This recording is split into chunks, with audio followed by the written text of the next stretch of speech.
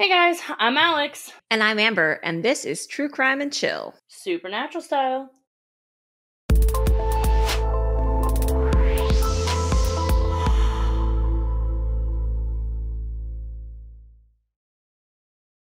So, before we get into this episode, Amber, have you ever heard of reincarnation? Of course I have. Yeah. There was a book I actually really liked when I was younger. And ironically, it had Egypt ties because, I was super into Egyptology when I was little. It was called Sisters Long Ago, and it was about this girl who found a way to delve into her past life and found who her sister was in that past life and was trying to convince her that, they used to be related. And it was kind of an interesting read. Yeah, no, I don't know. Like, I'm kind of like on the fence about it. Like, it's like, okay, you know what? Like, I believe like dogs and like animals can be reincarnated and stuff because it's like, sometimes you meet an animal and you're like, oh, I don't know, I have this connection with you. And then sometimes it turns out like, like that movie, A Dog Story or A Dog's Tale where like the dog like is reincarnated in like all these different dogs trying to find his original owner and stuff. Right? Okay, yeah. Sure. By the way, don't watch that one. It is a tearjerker, but I love it. Oh my god. But I don't know. Like I've always been kind of like on the fence about it. The whole Hindu religion is based on reincarnation.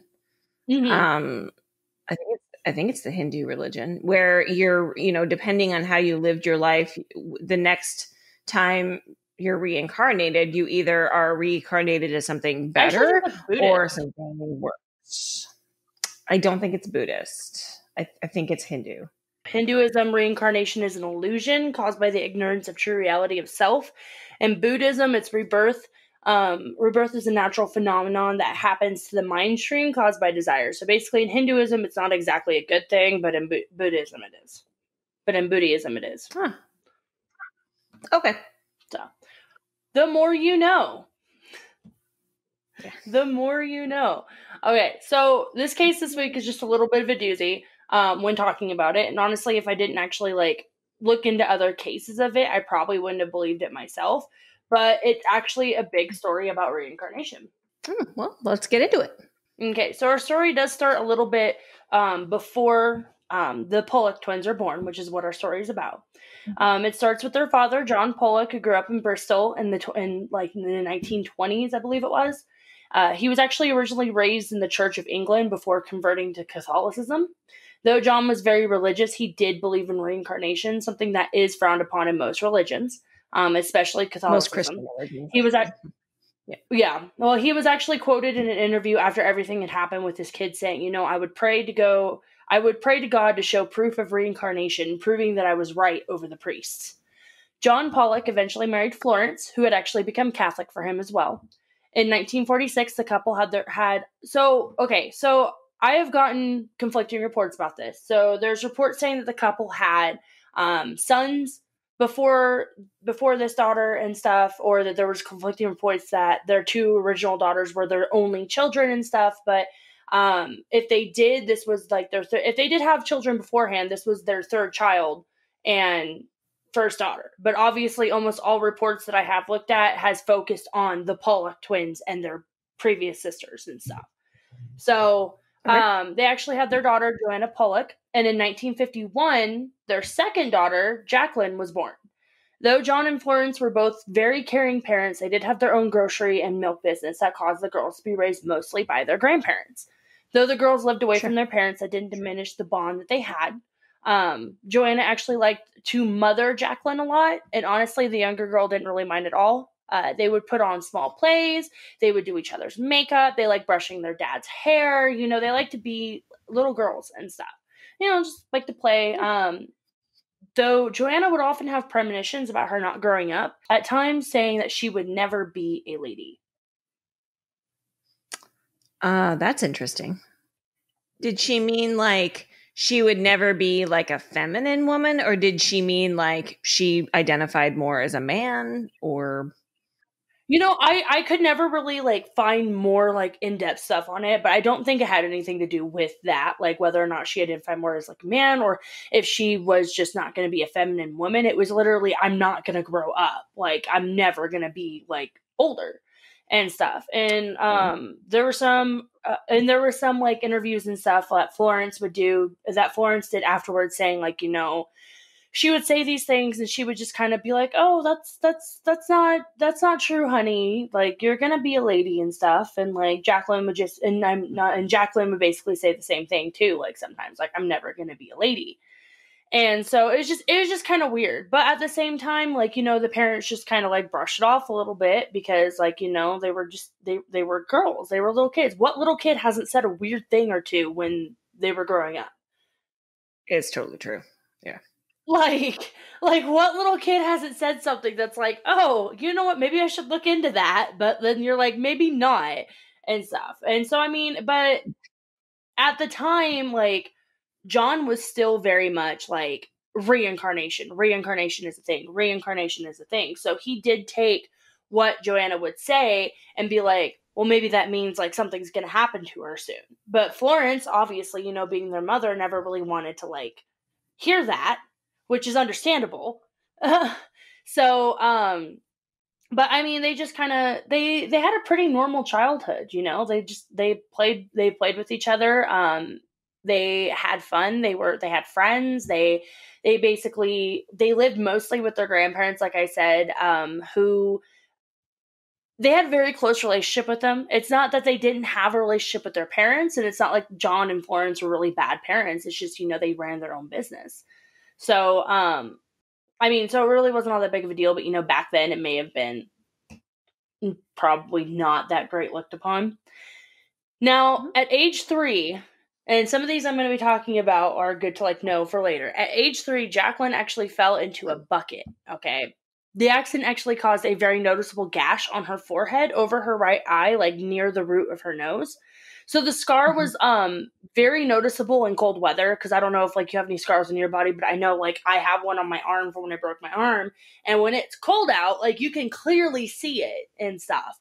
And her mom actually said that the scar was actually a little bit depressed as well. So it was a very like noticeable thing. She also had Mhm. like a roundish dark birthmark on the left side of her waist. So I mean, just like little physical traits that wouldn't really be found on anybody else. Right.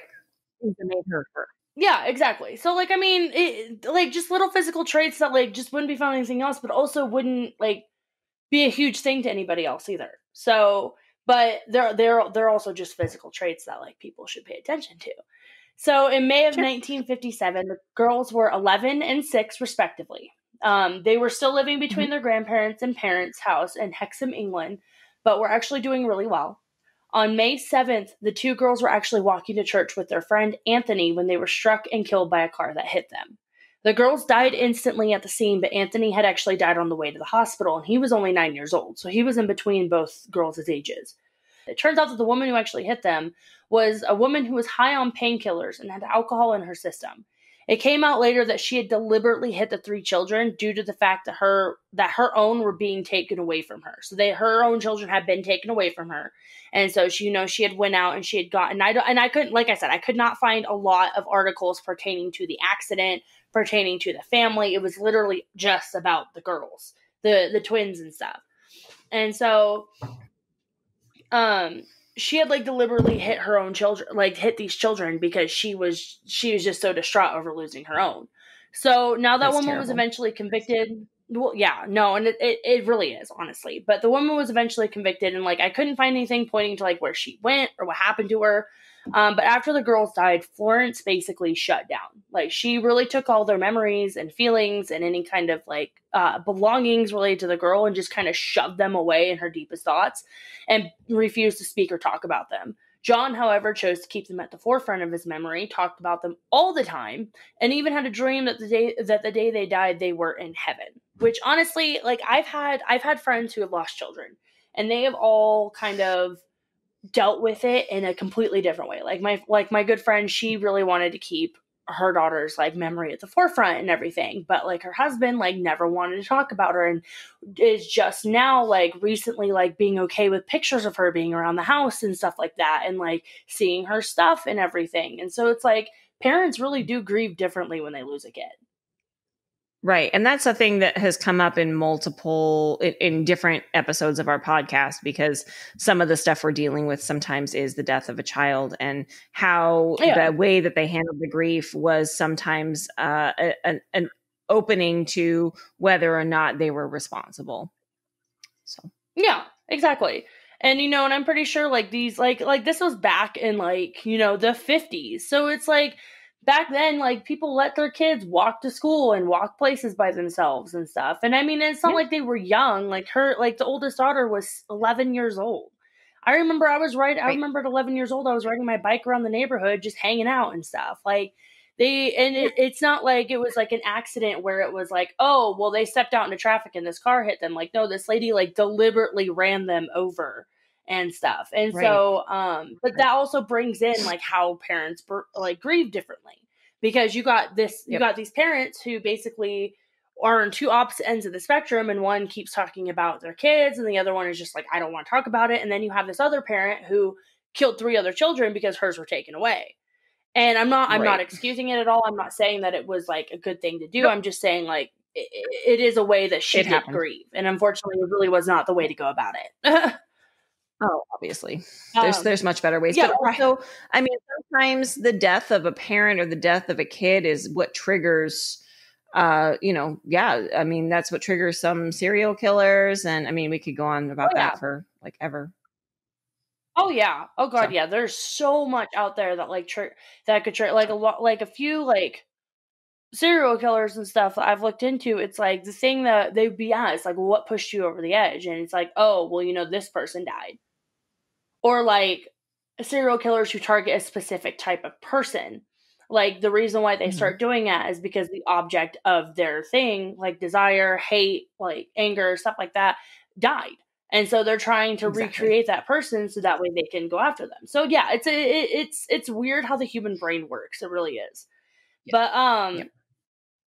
so now John had actually said in a different interview and stuff, like this was his punishment from God about asking for proof about reincarnation. But on top of that, Florence basically told him, like, if you keep talking about it or saying that the girls will be reborn, I'm going to leave you. And obviously I don't blame her. Like, No. And so the thing is, I mean, to her, I think that's him still holding on to the belief that they could be around. And I think she really just wanted to be done and over with it, right? Like, yeah, they're gone. That's it. Stop it. They're not coming back. Whereas it was him sort of suspending this belief that they could be around again. And I think that would upset me as well if I were in Florence's position. Yeah. exactly. Like, you lose your kids and stuff, and then you got your spouse being like, oh, well, they're going to be reincarnated. And you're sitting here like, really? And especially because, Catholicism, like, they do not believe in reincarnation. They do not believe in any of that No. kind of stuff. Like, they do not think it is a thing. They do not believe in It's a ghosts. They big don't believe no. in spirits.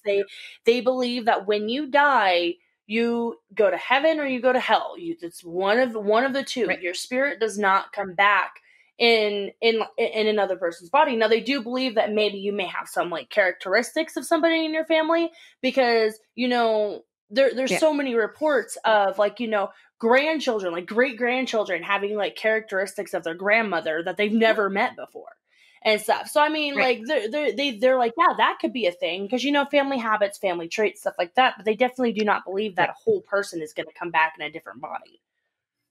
Well, and on a separate tangent, one of the more interesting things to me about Catholicism is that they don't believe in praying directly to God. They pray to the saints, Mm-hmm. because to them, God is too busy to hear direct prayers, and so they handle directing their prayers to a specific saint based on a specific request or that Yeah, sort of thing. And I've always found that incredibly interesting about Catholicism. It's something that you don't really yeah, find in a lot of the other religions as much. I grew up in the Episcopal Church, which is about as close to the Catholic religion as you can get in the Protestant religion. And we still prayed, to God and to Jesus specifically, but occasionally to the saints. But having with the Catholics directly, praying to the saints is interesting. But no, Catholics definitely, like, reincarnation is a big no.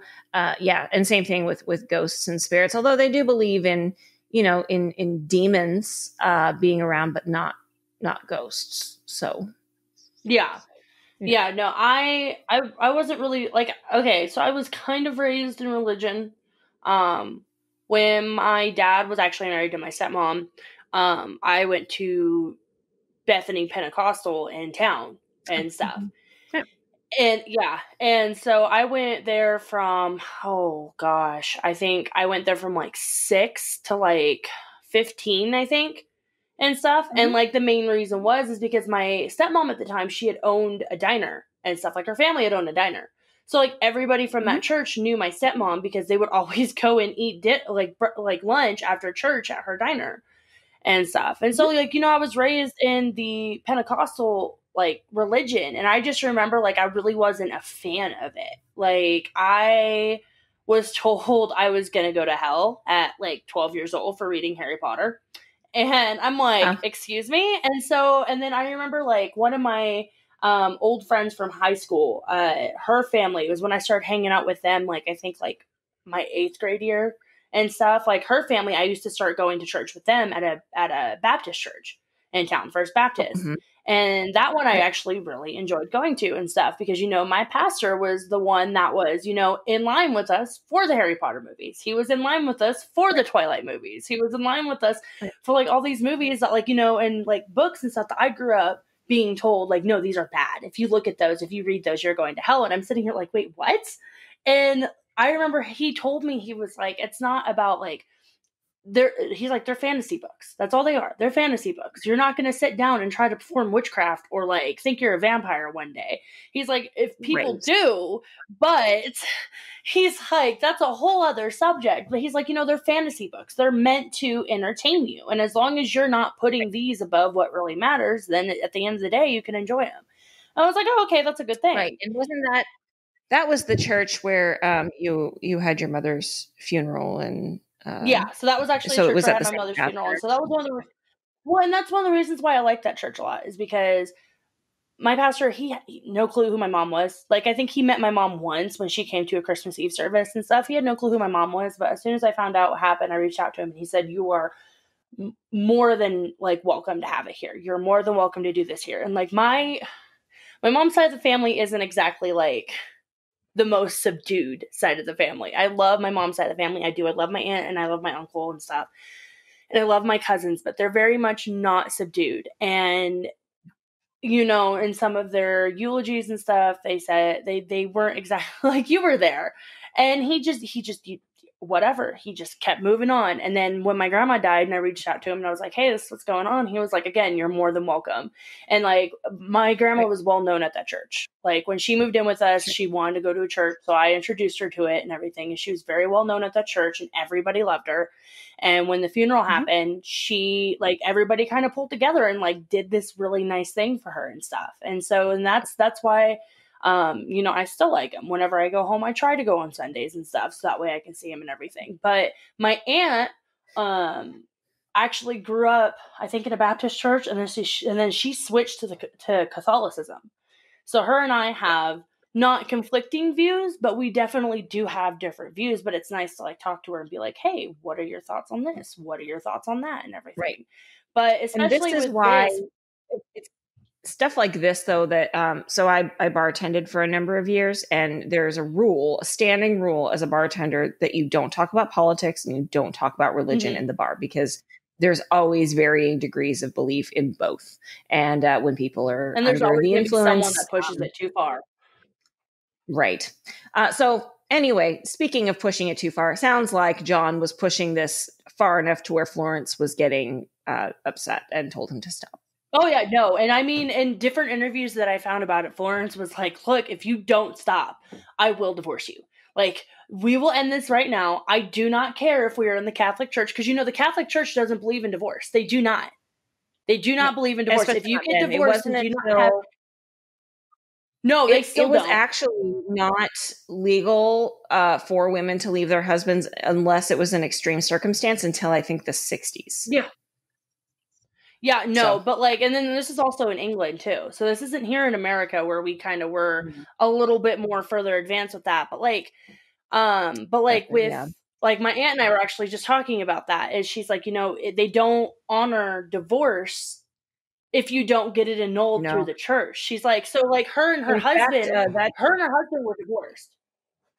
Her and her right. husband are divorced right Well, now. and in Okay, England, well, in England, the whole reason, honestly, it's really interesting. I don't know how much you know about English history, but um, Henry VIII little to none. actually had to switch religions because he was Catholic, and the entire country of Oh yeah, because England he wanted a divorce. was He wanted to get and divorced from his wife. his first wife. Yeah, he wanted to get divorced, and so he had to end up renouncing the Catholic religion and Mhm. changing. It was so same kind of thing. Anyway, let's get back And then he to just ended up what we're beheading actually most of here. them anyway. So it's like whatever. Right, But right. but no, but yeah. So like my aunt and I were talking. She's like, if you don't get the if you like nowadays, I don't know if this was how it was back then when Florence and John were together, but like if you get divorced, you don't get annulled in the eyes of the church. You're still married to that person. If you get married to somebody Yep, else, even though you're legally divorced, that's bigotry in the eyes of the church. But Florence was yep. It's like, adultery. if you don't stop, but Florence was like, if you don't stop, I will leave you. And so I guess like John maybe like let up on it a little bit. Like I feel like he still kind of talked about it, but I feel like since they were still Maybe married, just not around her. they let up on He probably it. just stopped talking about it around her. Yeah, I probably. Oh god, yeah, probably. So, but here's the thing, okay? Because Florence eventually became pregnant shortly after the girl's death. And so she became pregnant again, which I mean wasn't that uncommon because back then birth control wasn't exactly a thing, and the Catholic Church is very much against any kind of birth control Birth control. because it alters human life. That's exactly it. Sure. They're very much against birth control because it alters human life. So obviously Right. Florence got married because back then it was normal to have big families. Okay, so throughout the pregnancy, doctors, fetal exams, heart rate exams, stuff like that, and everything. Because I don't really know exactly how much like ultrasounds. I'm gonna put that in quotes I had, but they still had enough to to track the heartbeat and everything for the baby and stuff like that. Mhm. Everything said it was a single pregnancy. There was one baby in there from the growth scans, from the heartbeats, everything. It said one baby, one child, one tiny tot. Like, that's it. There's only one child coming out of Florence when she gave birth. John Right. was convinced it was two children. Like, this man was like convinced, like to the point where like every time people would be like, oh my god, well, how many are you having? He'd be like two, and Florence would be like one. Like, he was convinced that it was two children, and Florence like obviously thought he was crazy and just kept ignoring Right. it, probably thinking he just needed to work through his issues that came with expecting a child so soon after child loss, because there's a lot of issues that come with that, especially if Right. like your children are taken from you in a way that the girls were taken from their parents and stuff. Like, Yep. I follow a lot of Instagrams where these women have experienced child loss, but then they get pregnant again, and it's like they chronicled their journey, like their feelings and their thoughts and how they were reacting to all of this and stuff. And so she probably just thought he was crazy, but needed to work through a few things. Like, I mean, I mean, I know that when I was pregnant, I only have the one. You have two. I knew I was having a I boy, do. and I was pretty sure before I had the ultrasound because I had a dream about it. So the fact that she felt connected enough to her body, and she's like, "I'm having one baby," and I imagine that twins. I mean, twins aren't common, and if Twin, it's yeah, not in yeah, your and family, they were not common on either side of the family at all. mm-mm. No. So And not just that, I mean, if it's not in the family prior to this, right? Like it's not common for the mom to have twins and the dad to, either one to have had twins somewhere in their background, it's very rare yeah. for them to actually have Although twins. I mean, it does happen. I worked with a guy a number of years ago, and he actually had two sets of twins from two different women. Yeah. Sir, this is a Wendy's. Stop No. having twins, you're having too many. Yeah. No, I know. Like, oh And that my was god, it though. was Could just you kind of a imagine buzzword. that though? No. There Nope. was But so there was I this mean, girl. I could see her getting annoyed with it though. I mean, like, stop telling me what's going on in my body because I know what's going on and you don't. We're only having one Right? child. Like, Plus, I'm the one the carrying the idea of child. having two children sounds physically more twice as painful than just having the one. So Exactly. Exactly. And like I don't know. I feel for him, I do, but at the same time, like, stop, man. So, as it turns out, John's ramblings weren't exactly crazy because on October 4th, 1958, Florence gave birth to two twin girls, Jillian and Jennifer. And Jennifer, here's the thing, Jennifer actually had a birthmark in the shape of Jacqueline's old scar, as well as a second birthmark in the exact same place that Jacqueline had on her side. and that's wow. Yep. I mean, it's probably not going to help with John freaking out about, reincarnation. Nope. So it'd be one thing if they were on the same page about it, both John and Jacqueline, but it sounds like they weren't. And I can't imagine this is going to do wonders for their marriage. Could you imagine though, like having just given birth? Because the thing is Jillian was actually 10 minutes before Jennifer. So could you imagine like having given birth and like the doctor being like, okay, we need to like, take your placenta out and everything. And you think that you're pushing a placenta out and in turn it's actually a child. I Like, know. But modern medicine now, I remember there sound. Well, like I remember there was this girl, and this just goes to show like how awesome army medicine is. Sarcasm. And so when I was in Hawaii, I met this girl, and like she, every appointment she went to, every single one, her and her husband went to, one baby, one heartbeat, one baby, one heart. They had all the ultrasounds too. Okay. They did the gender test and everything. And like the baby was supposed to be a boy. When they went in for the gender like scan and everything, the baby was supposed to be a boy and everything. One baby, one heartbeat. They caught a second heartbeat, but they thought it was the mom's heartbeat because there was only one baby on the ultrasound. And Sure. so she goes in to give birth, and she gives birth, and the first one that comes out is a girl. And she's like, no, they said it was going to be a boy. They're like, oh, well, it may have been the umbilical cord. So they're like, okay, basically, we needed to deliver the placenta, all this stuff. Well, she's like, I need to push again. And they're like, oh, no, that's the placenta. And she's like, no, I need to push again. There's something else coming out. And the doctor was like, okay, yeah. I'm sure you're fine. And like looked down, and there was another head, and out comes a boy. Turns out baby B, which was the boy, was the bigger one. And they would see both babies on the ultrasound, but at alternating times. Baby B just happened to be the one that they saw when they did the gender scan. And so their heartbeats were in sync as well. So it's like she's sitting there going, what? So I mean, it's not entirely uncommon to be pregnant with one baby and like have another one in there. Right. Well, yeah, especially when I mean, and that's modern medicine. This isn't a little as bit modern. More uncommon than well, I mean, it's a little bit more uncommon now than like, being pregnant and not finding out until you're 6 months along, but which does happen. That has happened. But yeah, so these kids come out and like these two parents are like, I ordered one and I got two. I ordered one. The reference. If anybody knows that reference, you gotta tell us what that reference is.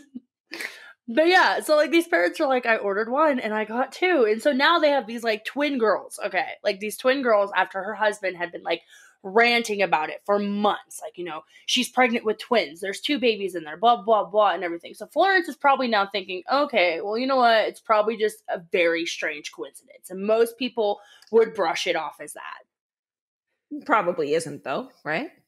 No, not in the slightest. So the girls were relatively normal, so to speak, as infants. Okay. They were normal babies. Like they cooed and they peed their pants and they shit up their back and everything. Like they were normal babies.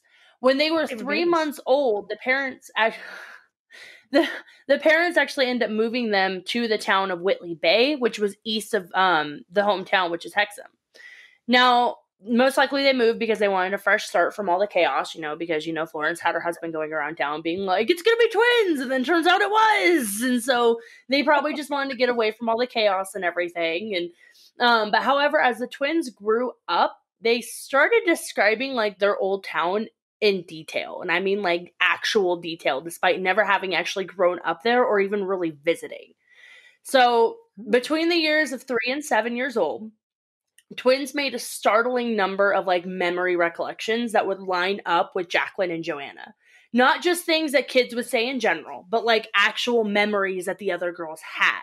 One big thing was the toys that belonged to the other girls. The parents had actually packed them up and put them in the attic and stuff. And then once they kind of started realizing the girls were kind of not strange, but just very much like, hey, let's try this out, they brought the toys down, and the twins ended up claiming them, saying they were gifts from Santa. And that's exactly what Joanna and Jacqueline had said. They were gifts from Santa because they got them for Christmas. Another huge thing Florence noticed was that when children close in age, twins, or like, with my boys where they're 19 months apart, they fight over dominance of the toys, like who gets what. The twins never did that. Right. They literally just went through the toys and was like, okay, well, this one is mine. Well, this one is mine. This one is mine. This one is mine. Almost as if they knew which ones belonged to them without ever seeing them before. I mean, it's odd, but it's definitely not the weirdest thing about this. Like, so first, there have been reports of kids having memories from lives they never lived. And there's reports of kids who actually can speak other languages at a very young age that they haven't been taught. So before I went to Egypt, I had lunch with a friend, and actually that's the last time I've seen her, just because, lives happened and now Corona happened. And Yay, she went, and she's a podiatrist, and she went over to, she went to Nepal. So I have this friend, and she went to Nepal. And she was telling me that before she went, she had a friend who convinced her to have lunch with an astrologer. And she was like, yeah, okay, whatever. Because, she's deeply rooted in science. I mean, she's a podiatrist. Yeah. So she had planned to go to Nepal to go help with foot care and then end of life care, because they were really struggling. And so she, got money together and went over there just almost like as a mission trip, but it's almost like a Doctors Without Borders kind of thing. She went, and before she went, she had this meeting with this astrologist who said, the way everything lines up, you've been there before. She said, the astrologist told her that she would actually feel very much at home there. And my friend told me that actually she did, and it was the strangest thing. She said when she went, she actually like systematically just knew where she was going. She didn't have to look at maps. She didn't have to ask for directions. She just knew how to get where she was going. And she knew how to cross through traffic, which apparently is not something that's normal, which I found out going to Egypt. Traffic in other countries is totally bizarre. And she said she didn't have a problem crossing through traffic. She didn't have a problem knowing where she went, except for one town. And she said this one town a number of years ago, there was a huge earthquake and it destroyed absolutely everything. And so it had a whole new layout from the ground up than what would have been in the past. Wow. She said that one town, I felt lost. I didn't know where I was going. I didn't know what I was doing. She goes, but these other towns I went to, I knew my way around. Like I'd been there before, and I'd never been there before. Right. And the reason we were having this conversation is because I was telling her, like, Egypt was something I'd been wanting to do since I was 6. And she goes, I bet when you go, you are going to find a strange sort of comfort, and you're going to finish some kind of unfinished business. And when you do, you're going to find things that open up to you more. And strangely enough, it did actually happen when I came back, was when I got offered a new job. I met my now boyfriend. So, things actually did really open up for me, almost like there were, it was like a dam, and I just had to kind of get over that dam. And so, it's not actually surprising to me then, that maybe these girls, I mean, there was one born with a similar birthmark on her side, as well as where there was a scar. But then they knew about this town that they hadn't ever really lived in. So, yeah. I mean, it's weird. And anybody who doesn't believe in reincarnation, that's incredibly coincidental, but it would be one thing. Like, honestly, it would be super coincidental. It would be one thing if, like, it stopped there. Like, you know, they just had the same birthmarks. They remembered this town that they had never been to, stuff like that. And right. it just stopped there. But it didn't. One thing that actually really stood out to me was the fact that the twins actually discussed the day of the accident in detail. What? Yeah. That's crazy. So different reports, like, I had, like, read, like I said, like, it was a lot of conflicting reports because a lot of the reports really only focused on the twins and then Joanna and Jacqueline and stuff. But a lot of people were like, oh, well, they probably just, and this is why I was like, wait a minute, do they have siblings or do they not? Because some people were like, well, they may have been told by their brothers what happened, or they may have been told by their brothers different details. But it never really specifies how many children John and Florence actually had, which, again, it was the 50s in a Catholic religion family in, like, England. Well, so they probably had, like, more. Well, they probably had a few. Probably. It's England, but that's the thing, is the story isn't about the siblings, so there's going to be less information out there because it's, like, I couldn't so even many find, years ago. like, I even typed in, like, how many kids did John and Florence Pollock have in this time? It didn't show me anything. So Florence actually would hear them discussing the details of the accident that they really shouldn't have known. And honestly, even some of the details that they were talking about, like, their siblings wouldn't even have known either, because the parents obviously would have kept it from them. She heard them one day and actually went into the room and saw Jillian cradling Jennifer's head, saying, "There's blood coming out of your eyes. That's where the car hit you." When Florence told her husband, John had mentioned that when he saw the girls after the accident, when he went to go identify their bodies, Jacqueline's head was actually bandaged from the eyes up. So, and in another instance is when Jillian pointed out the cut-shaped birthmark for Jennifer and said, "That's the mark Jennifer got when she fell into the bucket." Nice. Yeah. That's so awesome, it's not just actually. like they're like, oh, well, we remember that we were hit by a car. It was like details that weren't really publicized too much. And then at the same time, they were children. So it's not like they had access to, like, news articles and stuff like that to where they could read these. Another huge thing is one of the girls actually, before they died, they had issues with writing and stuff. So you know how we normally write with, like, our hands like this and everything? She would write like this, but the pencil, like, straight up in her fist and stuff. Mm-hmm. And so the teachers would always be like, hey, you know what? If you don't stop this, that's how she's going to write for the longest time. And that's how she's going to write for the rest of her life. So they would start slapping her hand to start, like, getting her to stop. So when the twins first started, learning penmanship and writing, one of them would write normally, and then the other one write with the thing straight up in the air, with the pencil straight up in the air. And eventually it turned from that to, like, writing normally, but they would catch themselves sometimes writing with the pencil straight up in the air in a fist and stuff like that, and they'd have to fix it. So it was just, like, little things like that. And then the fact that, Jillian was 10 minutes older than Jennifer, which would signify, like, the girls as different ages technically and stuff. And, like, so it was just little things. It was honestly little things. So when the twins were about 4, the family actually went back to Hexham to look around. And this was probably just, like, more for the parents' sake, to be like, because, I'm sorry, but if I heard, like, my twin girls talking about an accident that their sisters had been in, like, in detail, I'd be like, okay, well, let's investigate this a little bit more and stuff. So they took them back to the town. And the twins, like, without saying anything to them, they just drove past places that their girls would know. And the twins ended up pointing out the old school that they went to, saying how they went to classes there, the old family house, the park that they used to always play at. Like, they would be, like, they were away from the park. It wasn't even in view. And they'd be like, oh, can we go across the street and around the corner to the park there? And they would just, what? So, like, they knew things. So it's like, and then they actually went by the site that the girls had died at, and the twins just kind of looked at it and was just like, that's where we died. So, and their father, John, actually recounts this day in a video, and I'm going to link it on the website, truecrimeandchill.com. That's actually super interesting to watch because, he's basically just being like, so they did this. And, other things that really stood out to prove John's idea of reincarnation was the fact that the twins exhibited, like I said before, the same behavior as, like, the other girls. They loved dressing up. Jennifer was the one who was 10 minutes earlier than Jillian, even though they were the same age. You know, because, you know, the twins always have to rub that in. But, you know, Jennifer being more of a mother to Jillian and everything, and Jillian being completely okay with it, even though they're the same age.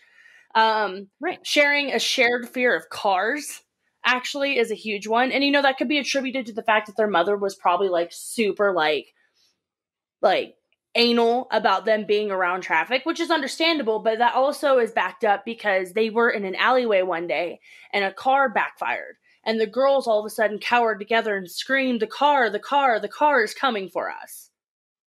Oh. Yeah. I mean, there could be tons of explanations for these memories, but it's really weird and almost to the point of it can't just be coincidental. Yeah. And, you know, and it does get weirder. Like, physically, the twins matched up to their counterparts, like right down to body build and distinguishing marks. Eventually, later on with tests, it was actually proven that the twins were monozygotic. I can never pronounce that correct. But basically, it means they came from one egg. Yes, monozygotic. Yeah. It basically means that they came from one egg. And when that happens, the twins are always identical, down to any marks, distinguishing features, anything. If one has a green eye, the other one will have a green eye. If one has like a birthmark on her shoulder, the other one will have a birthmark on her shoulder. So like these twins were supposed to be completely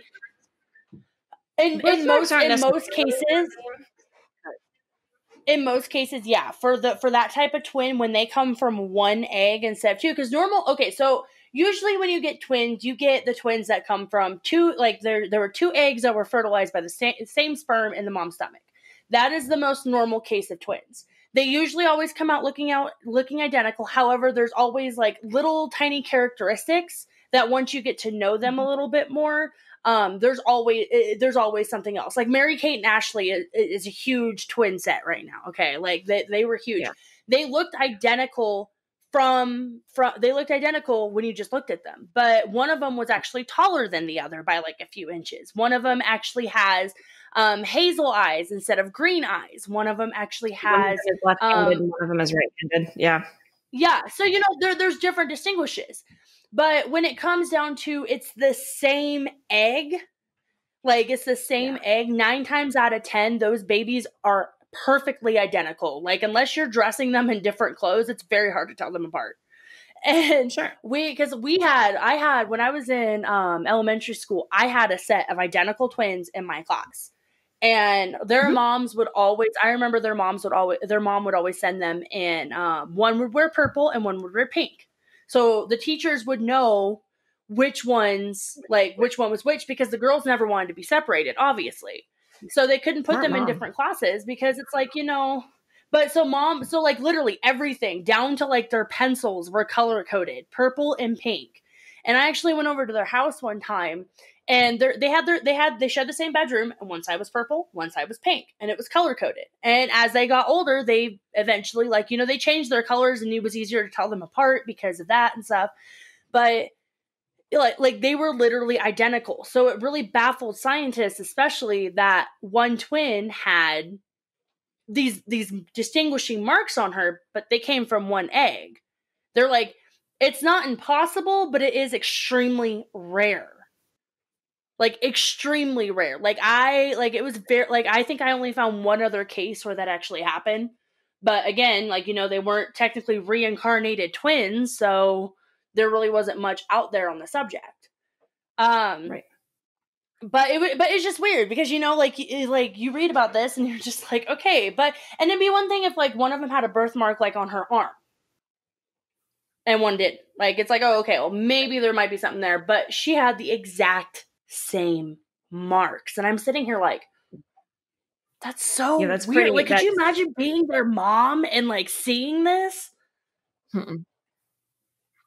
Like, I would be kind of losing my mind at that point. Like, honestly, I really would. I would be kind of losing my mind.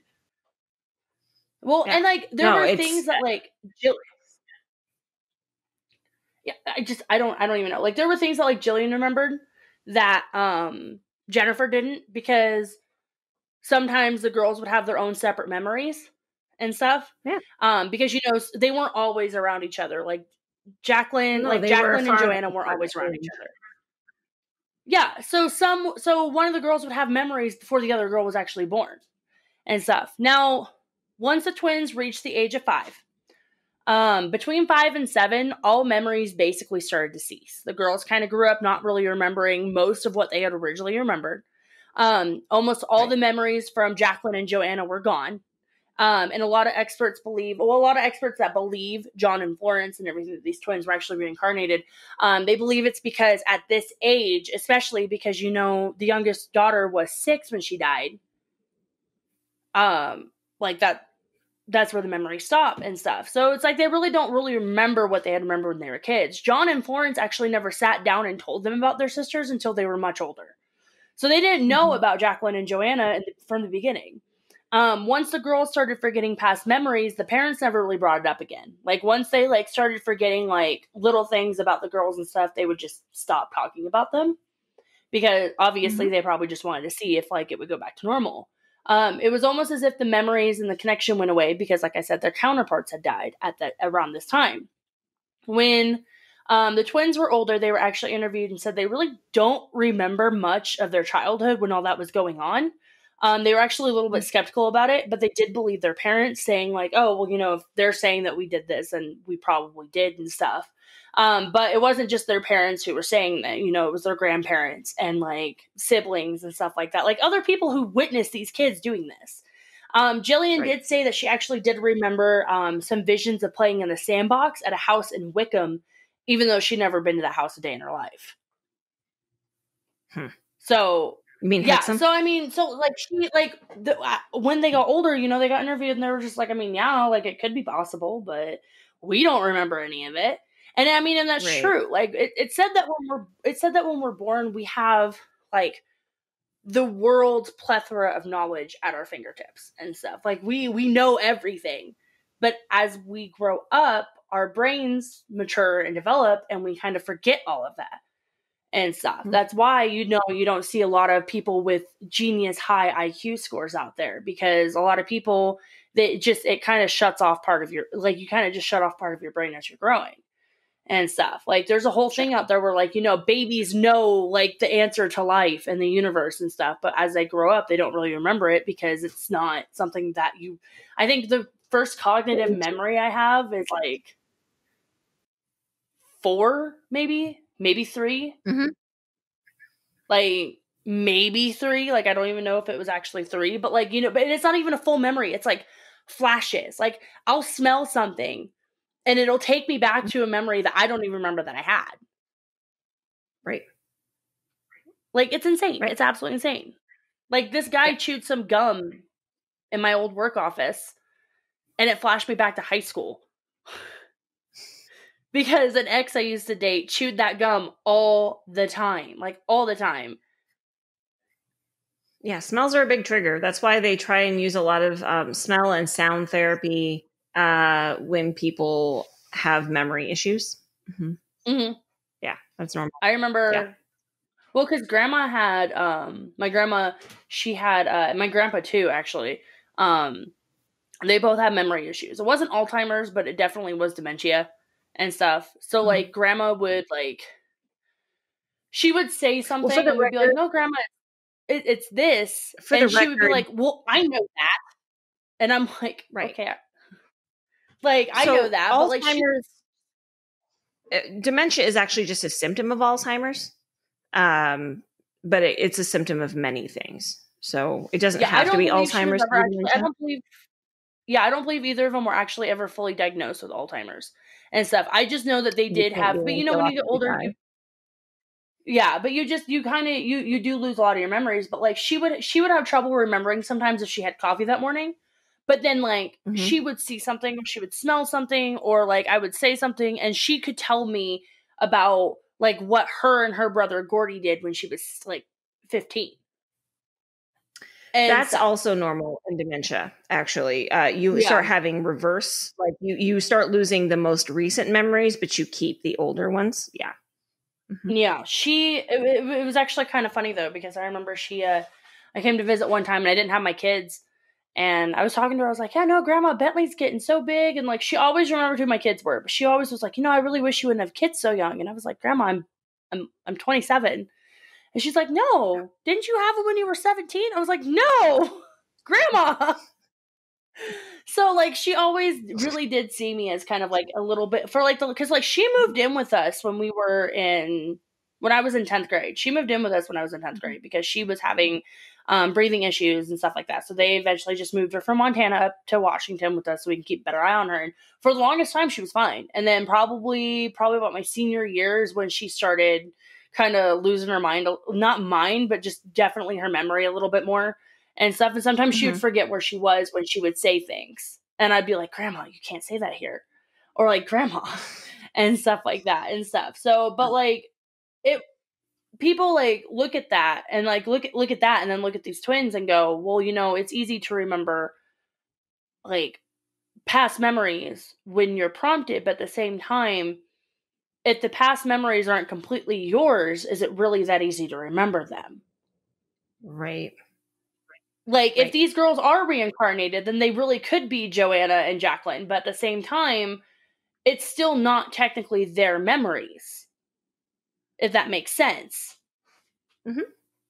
It does. So, but it's just, it was just super interesting, especially because, in the interview, she's just like, like, I don't remember anything. I don't remember what we said when we were kids, but I do remember, this flash of memory that I've had before. And people were just kind of like, oh, okay. But like, at the same time, they were older, so she could have been told that memory and not remember. Sure.